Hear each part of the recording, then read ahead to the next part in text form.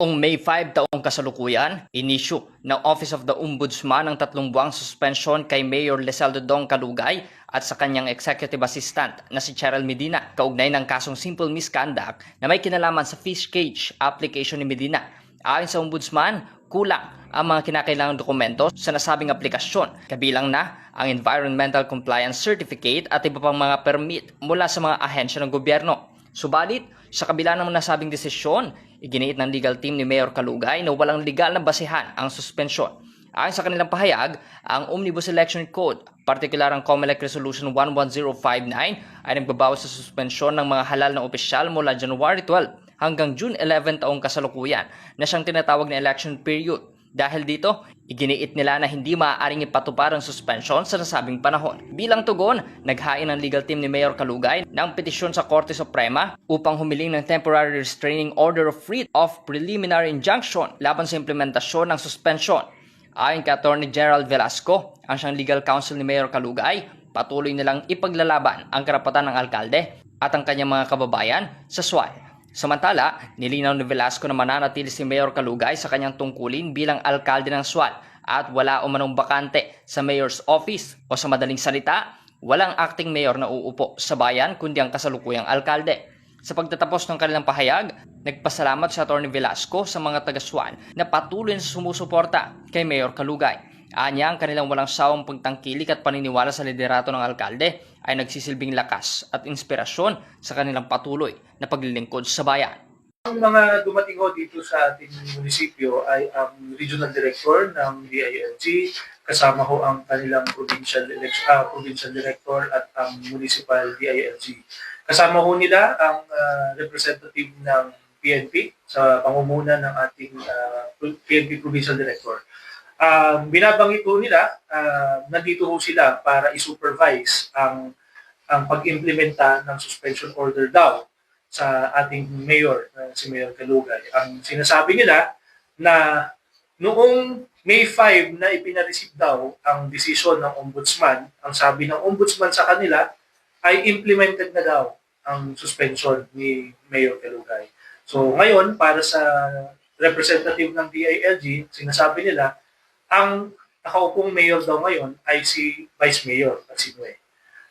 Pero ang unang tinanong natin sa kanila ay kung meron ba silang COMELEC exemption regarding sa election period ban na bawal ang pagsuspinde, pag-transfer at pag-hire ng mga personnel ng gobyerno. Maliwanag ho sa pag-uusap namin kanina na wala hong hawak na COMELEC exemption at wala akong COMELEC exemption sa COMELEC Resolution 11059 ang Office of the Ombudsman noong nilabas nila ang desisyon na sinususpinde si Mayor Calugay.